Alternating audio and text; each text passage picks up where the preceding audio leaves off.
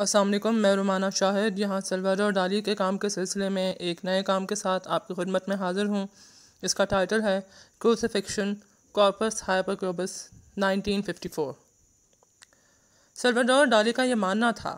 کہ Christ of Saint John of the Cross اس کا مذہبی شاہکار تھا۔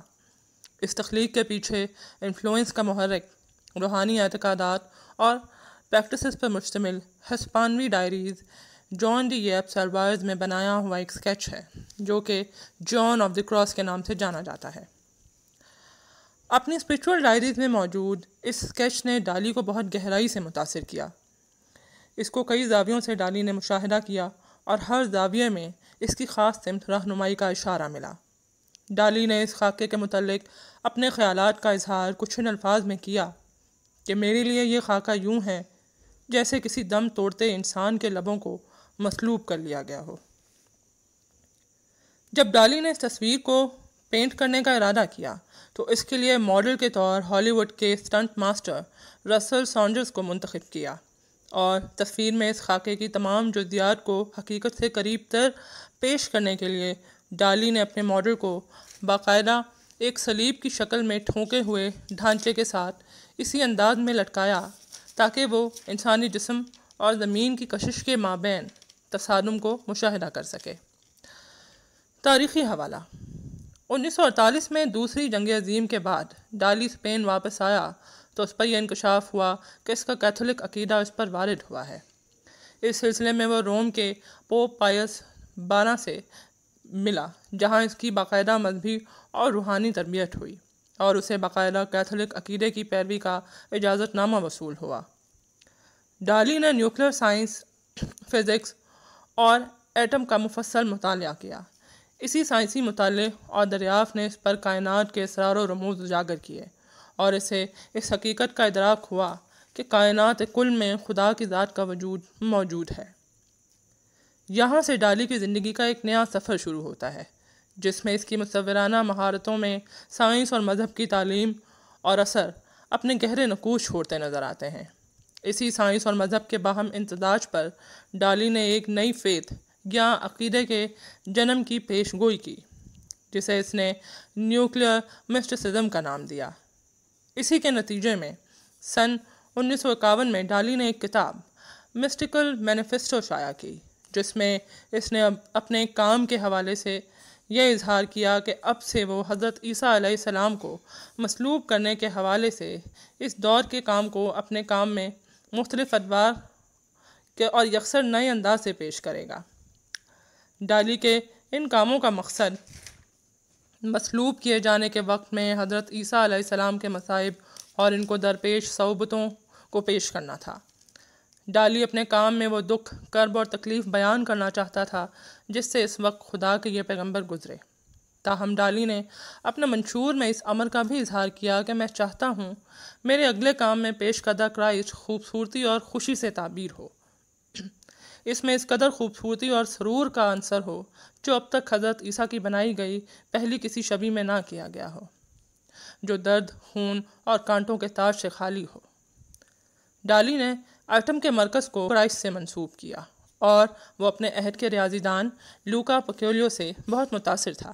اسی کے نظریے سے متاثر ہوتے ہوئے ڈالی نے ان ٹرائنگل فارمز پر خاص توجہ مرکوز کی جو صلیب پر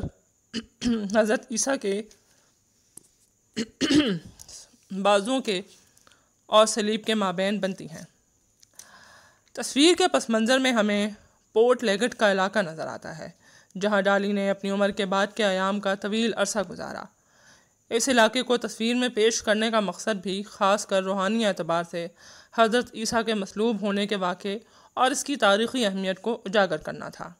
اس روحانی اور مذہبی نظریے کے تحت تاریخ میں ہوا کوئی بھی واقعہ جو پیغمبروں یا خدا کے خاص بندوں سے منسوب ہو اور اپنی قدر و منزلت کے حوالے سے اس عمل یا واقعے کی بدولت لوگوں کی اکثریت اس عقیدے کی پیروی کرنے لگے تو وقوع پذیر ہونے والا واقعہ اور وہ شخصیات زمان و مکان کی حدود سے آزاد اور بالا تر ہوتی ہیں۔ یہ بالکل ایسے تھا کہ حضرت عیسیٰ کے پیروکار ان کی عظیم قربانی سے اظہار یکجہتی اور اس ظلم کے خلاف احتجاج کے لیے صرف گولگوتھا یہ وہ مقام ہے جہاں حضرت عیسیٰ کو سولی پر چڑھایا گیا۔ کے مقام پر ہی اکٹھے نہیں بلکہ دنیا کے جس جس حصے میں اس عقیدے کے اور پیغمبر کے ماننے والے لوگ ہیں ان کے لیے حضرت عیسیٰ اسی مقام پر موجود ہیں۔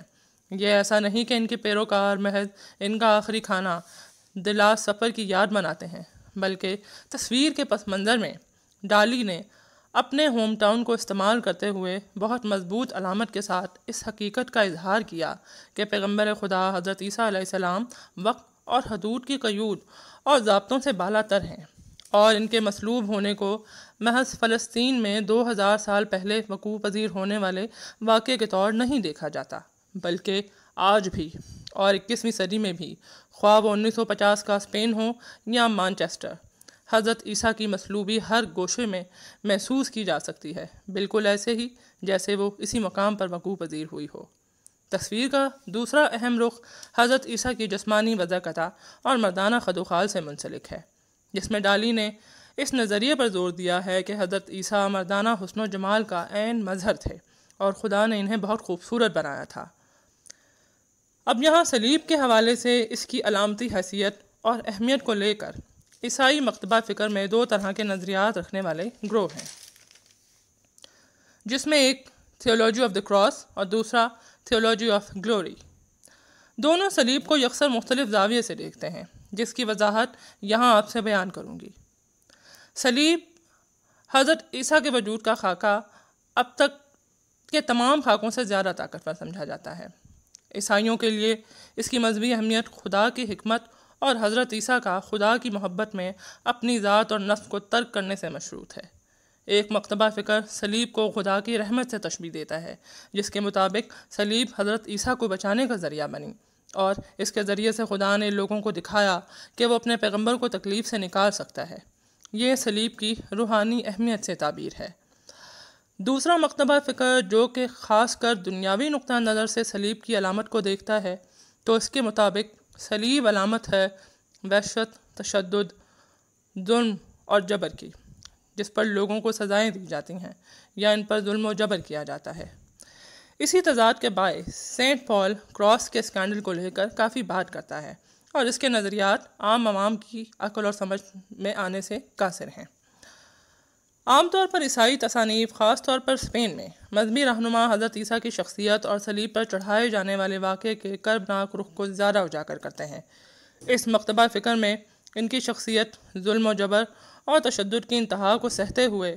کہیں ایک درجے پر مظلوم اور کمزور نظر آتی ہے، اور اسی نقطے پر ان کا ماننے والا ان سے زیادہ شدت سے اپنی عقیدت اور محبت کا اظہار کرتا ہے۔ یہ مکتبہ فکر theology of the cross school of thought کا ہے۔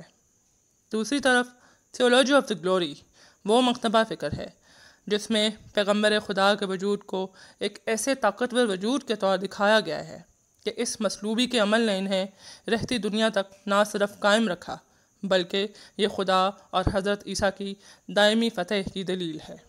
ڈالی نے مصلوبی کے عمل کو نئے انداز سے پیش کر کے شاید دونوں نظریات کے مابین